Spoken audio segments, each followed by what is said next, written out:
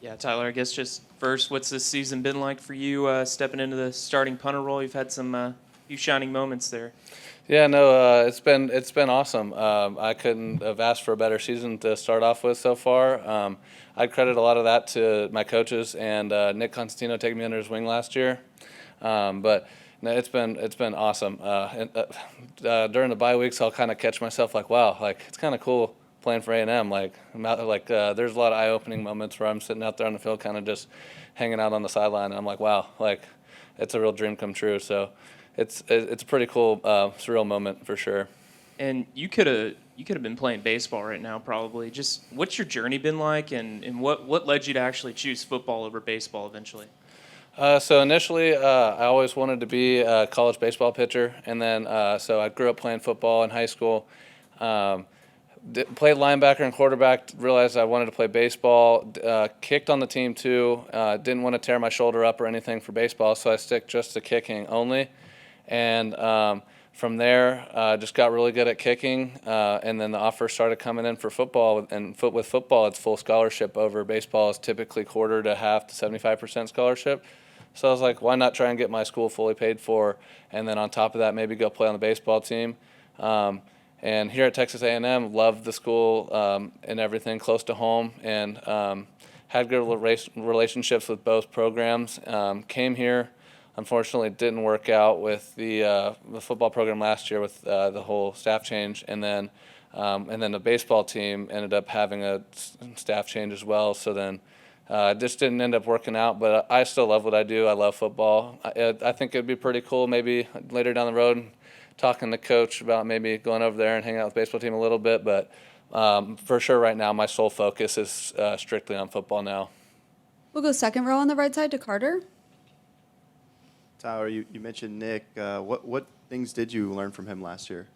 All sorts of stuff. So coming in as an American punter, and he's from Australia, they're very known for their end-over-end short field punts, and I'd say that has definitely credited to at least two of my SEC Player of the Weeks, pinning the other team inside the 20 multiple times, Missouri on the one, and then I think Arkansas was 4 or 5 inside the 20. So, I mean, without that skill, I mean, it's going to be hard just hitting touchbacks and touchbacks, so they're getting it on the 20 every time. So I'd say that plays a huge role into my success, just on strictly on how I hold the ball whenever we're on short field punts, and then kind of just getting a feel for it.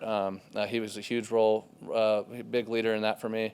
And then too, just how I go about my everyday business and rehab, and how I treat my body and how I go about practice and stuff, and the mental mindset he was really great with. So yeah, overall couldn't ask for a better guy to be a role model my first year here.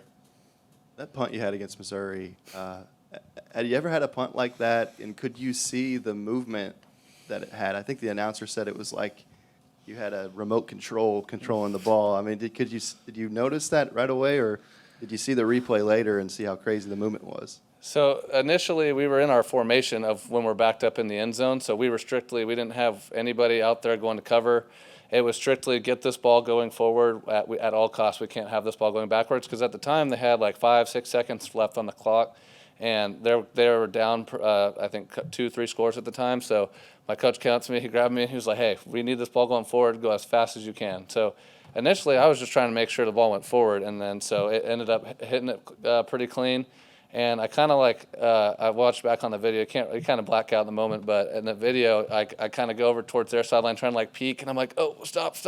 And then it ended up sitting too, and I was like, where are the gunners? And I forgot that we were in our formation of where it was max protection. And so, I mean, I don't, people always ask me like, oh, how did you do that? I'm like, I don't know. It just kind of happened. But it was a pretty cool moment for sure. We'll go front row on the right side to Travis and then Brent. So what's more nerve-wracking, kicking in Kyle Field or kicking away, or closing out a state championship baseball game? Definitely punting at Kyle. Punting at Kyle is just not even necessarily nerve-wracking, because I feel like I don't get nervous. That's one thing I was kind of curious about myself when I played in the game against Notre Dame, my first game with 108,000 people. I was kind of like, I didn't really know if I was going to be nervous or not, and I kind of went out there and I was like, oh, this isn't that bad. And luckily for me at home games too, it's normally pretty quiet, and the fans are normally just expecting like, hey, all right, time to go on the defense. And so it's normally not it's normally not that nerve-wracking. Playing in the state championship was pretty cool too, and that was that was probably only in front of like 5,000-6,000 people. So punting in college is definitely a lot different. And you hold too, right? How much has that been a part of your game before you have to learn? And I guess will we ever see the arm in action?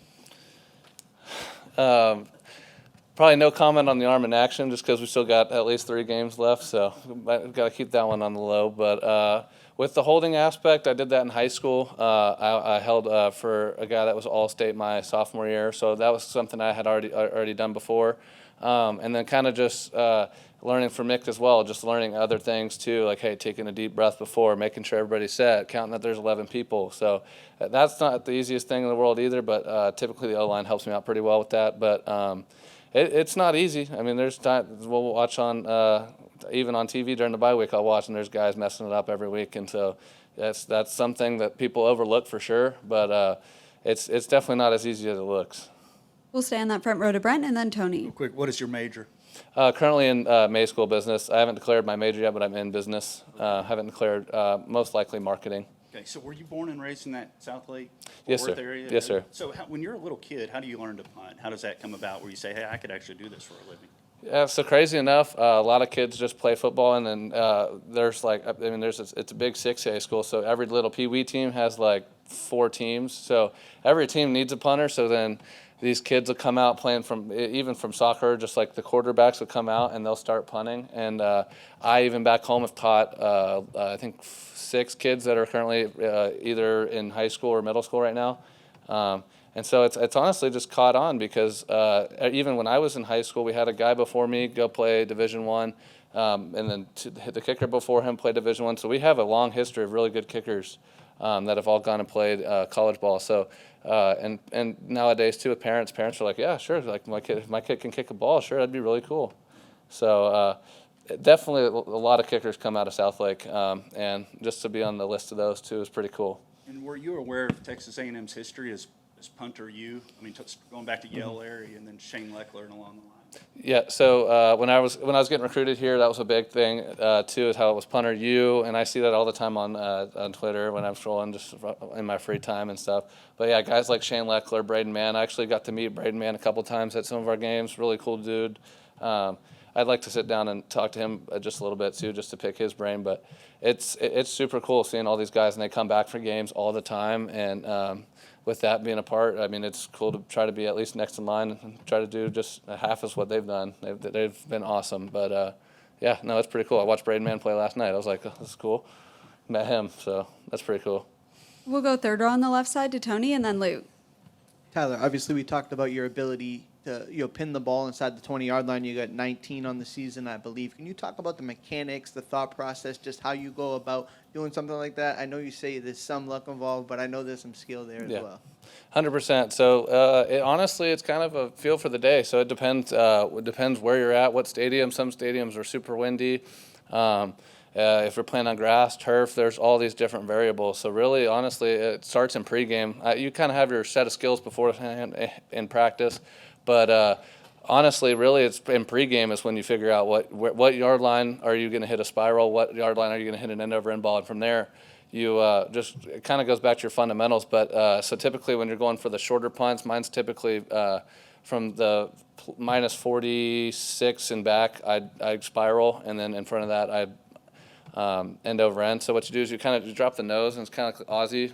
I learned we just play catch with it. So instead of throwing, we just kick the ball to each other, and you go from there, and you start backing up all the way to about 40, 50 yards, and you really just kind of get a feel for it, and you can change your angle on it a little bit, hit it a little more out front, or you can hit it a little higher, but it's truly just a thing in pregame, just going through with my coach, hey, like this is the yard line, we're at this yard line, we need to pin the ball. If not, then I need to try and see how far I can kick it. So pregame's a big part of that. We'll stay on that third row to Luke.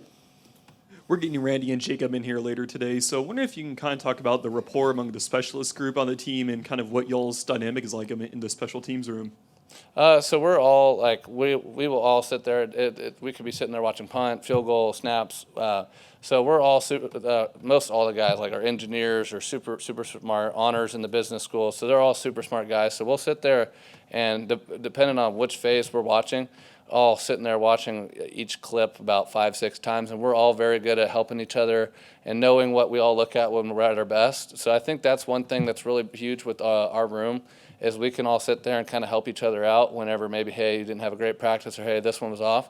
And that's one of the cool things now too with having the iPads on the sidelines, being able to come in after you just ran off the field and watching exactly what you did from 3 different camera angles is pretty cool. So I think that plays into a huge part of our success too, is how much we work together and how much we can help analyze each other and set each other up for success. And off the field too, we hang out a decent amount, and we get along pretty well. So it's another plus on top of that. We'll go second row on the right side to Carter and then wrap things up on TV row. Tyler, I know you and Marcel were in the same recruiting class. Seemed like you guys got pretty close. Just what's it been like watching him this year, and what's your relationship with him? Marcel, yeah, so we came in at the same time. He's actually been to my house in Southlake. He's came up last summer and stayed with me a little bit. He's got some family in Dallas. We became really good friends, especially even this season. So his parents and my parents actually, when they come and stay at the hotels with us before games, they'll sit there and his dad will have an old fashioned, my dad will have a beer, and they'll just be sitting there all night talking. And so then me and Marcel will just be sitting next to them, kind of hanging out and talking. And Marcel's a great guy. I mean, he's a great leader. I'm glad to see what he's been doing this season. Marcel, love the guy. I mean, he came up to me last week after the South Carolina game. He came up to me, stopped me in the hallway in the complex, and he was like, "Hey, I'm sorry for making you punt so much last week." He's like, "My bad." I was like, "Dude, you're good. And don't worry about it. That's what I'm here for. If not, I wouldn't have a job." But no, he's a great dude. Just super genuine, most outgoing person you'll ever meet, too. I don't know a single person that doesn't like him, so that's pretty much all you should know. I mean, he's a great dude. And 2 Southlake guys, you and Quinn Ewers, I know you know him.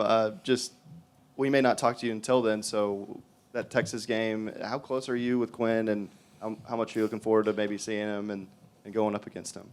Yeah, so I know Quinn pretty well. We grew up in the same high school, obviously. He was great above me, and then we played baseball together for a little bit in high school, and then we trained with the same personal trainer back home, so actually all summer, while on the weekends when I'd go back, I saw him 5-6 times, and we'd sit there and chat, and we weren't naive to the fact that we knew that this game's been circled on their map and our map for a while, so we talked mutually, but I mean, we're pretty decently good friends, so we try to keep football out of it, especially. I'm not going to be the one out there tackling him, but hopefully I can have him starting on the 1-yard line a few times. But other than that, my game's not going to affect him too much. So we're pretty cool with each other, but he's a great dude. But we'll see how he does. We'll go back behind the lights on the left side to Tyler and then wrap things up with Ben. Yeah. Tyler, what's kind of the mood and the mindset, kind of the vibes in the locker room been during this bye week? Kind of like Coach Elko talked about this morning. We're focused about now. We're looking at ourselves right now. We're totally worried about this game, this week, this practice. I think that's one of the things that's really changed this program is the mindset going in every week. We kind of know what it is every week because it's pretty similar every week. But it's we've got stuff to work on ourselves. We're not worried about anything else. The outside noise doesn't matter, and so. Coach has everybody dialed into what we need to do to succeed, and if we do that, he tells us every week we'll be the best team in the country. So, With 3 games left, you guys talk about being able to control your own destiny at this point of the season. 100%. Just like Coach Elko talked to us about this morning, he's like, this is basically like playoffs for us. Like one loss and we won't be in Atlanta. So he's like, we've been working really hard for the 9 or 10, 11 months that we've been working together. And we've got 3 games left. I think Coach Doherty said it today in our meeting too. We've gotten guaranteed of 19 days left. So he said, hey, give it your all. He's like, there's 19 days left. We've been working this hard for so long, so we might as well finish it through with the best that we can give. So, yeah. We'll go to the right side of TV row to Ben to wrap us up. Speaking of Coach Doherty, what's it like having a special teams coordinator? Like your practice routine, how is it different? Kind of having a dedicated coach for you guys versus kind of working on your own. So now with Coach Doherty is very. We are analyzing stuff all the time, but at the same time too, he's like, hey, you know your body better than I do. He goes, I'm not going to tell you to do anything, but I have certain things I'm going to recommend to you to do every day. So that's been a really cool part about it. And then on top of that too, with our free time, our downtime, it's been perceived before that we go in there and play kickball or something, and that's not really the case anymore because now that we have an analyst and a coordinator, we are always doing drills, doing something, and even for the other guys too, they don't want to look in the indoor and see us playing kickball or something. So, that's never been a thing since I've been here. But even now, I like going out and watching practice when I am free and watching the guys because they work hard and it's fun to watch. And I genuinely like football too, so it's cool. But just having Coach Doherty and Coach Larson around has been awesome. And I think they really put us in a great space to succeed and do our best every single week.